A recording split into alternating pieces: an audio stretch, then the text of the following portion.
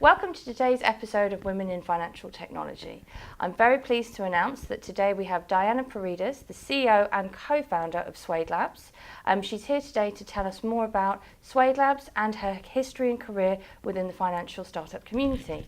Thank you very much. Welcome. Thank you. Thank you for having me. Thank you. So it would be great if you could tell us a bit more about Suade Labs. Yeah, sure. So we founded the company a few years ago now, and we're, as you were mentioning, a RegTech company effectively providing regulatory software for the financial industry.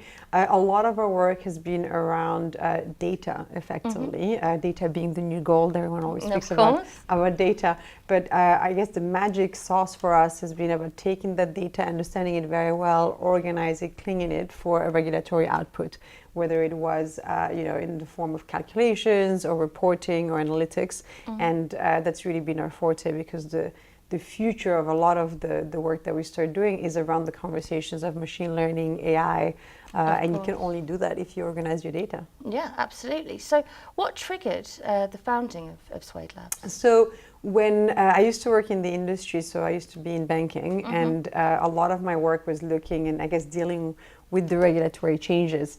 And by doing that, it kind of hit me that there was a huge opportunity in the sense of there was very bad technology and enterprise software available in financial services.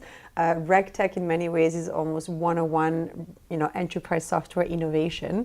And the reality with the regulation is that it is really giving the financial industry an opportunity to spend the money in things that can really transform the architecture of the bank or of an asset management company in terms of how they look at their data and how they look at what they send to the regulators.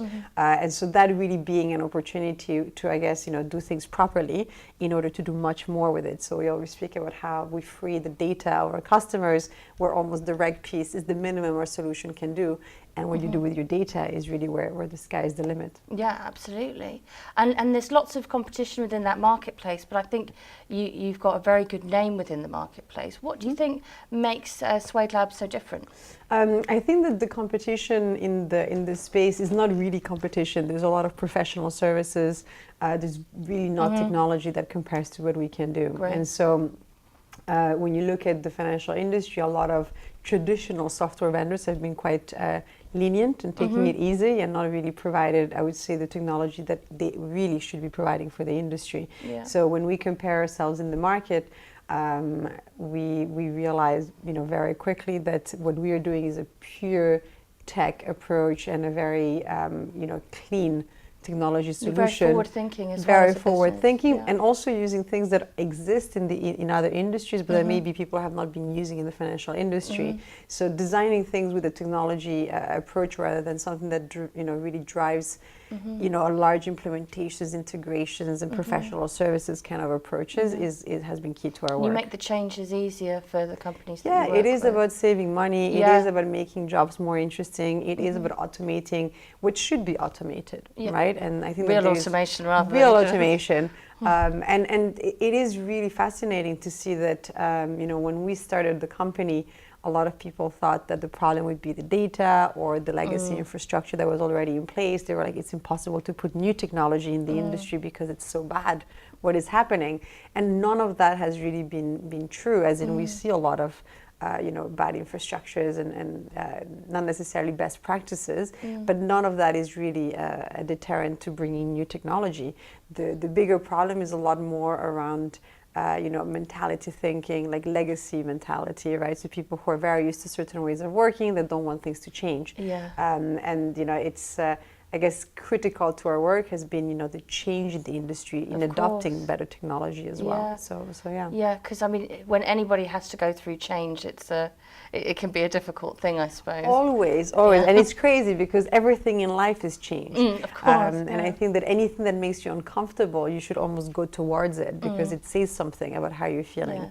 And so I think that I'm not sure where, as human beings, we start thinking that at some point things should pause and not Yeah. change, because change is the only constant. So the more you embrace it, the more comfortable you are in life in general, not just in your job. Yes, of course. And it's great to hear that you've got so many case studies Yeah. from the business, having only started in 2014. That's right. Yeah. Yeah. So it's great that you've got so many examples that you can tell us all about, that where you've changed businesses for the better. Yeah, and it's exciting because I think that founding a company has given me so much hope in Great, the yeah. world in general, because we really started from zero, and everything that we've been able to achieve has been thanks to our customers and people who believed that change was possible. Yeah. So it's been fantastic to really be able to demonstrate that what we started to do in the industry was possible thanks to people believing in us as well. So it gives you a lot of hope. That's fantastic. Yeah, lots of hope.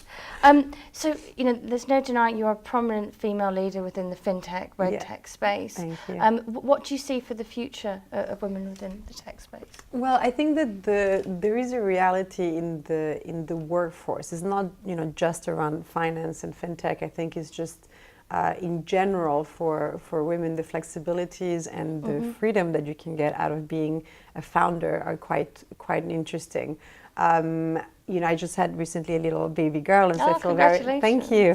I feel very passionate about what will happen to her in the workforce when she grows up as well.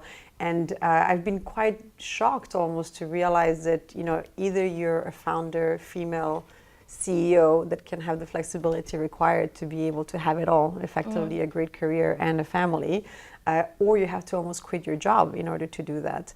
And I think that the choices that are in front of us as career people are actually really tough, right? And so we really need to redesign society overall in terms of the workforce and what we make available to people as as families, right? So I think that there is a reality where it's not just about women and versus men. It's a lot about people who have their families. It's not a hobby. It's something that is very important to them. I believe, yeah, and people really want to be able to have much more family-friendly environments. So I bring my daughter with me everywhere. So she comes to the office with me, and I can do it because I'm the boss. I used to go with my mum.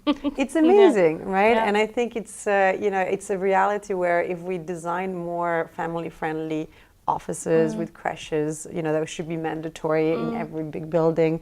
If we had more of that around, if there was a better understanding around the flexibility of working that's required, as long as people do their job, all of those things are very important, I think, for women in the workforce. And being a founder, because I've had so much flexibility, it's really opened up to me the reality that I don't know what women that don't have it do, right? And so this is why we lose so many women in the workforce, because they're given pretty much zero flexibility, or their careers really take a step back. So it's always the elephant in the room, I think, maternity. Yeah, I agree. But it's a huge point. It's actually, very often the biggest problem, I would say, in the pause it brings to a woman's career, which I haven't had to take because I'm the boss. And the options shouldn't be either you're a founder and the boss, or you have to stop working until the kids are a certain age where they can go to school. It just makes no sense. So I suppose Suade Lab is quite family friendly then? Yeah, I think that, we've always seen our business as a family business, in the sense that we take care of our staff, we really care about their personal well-being.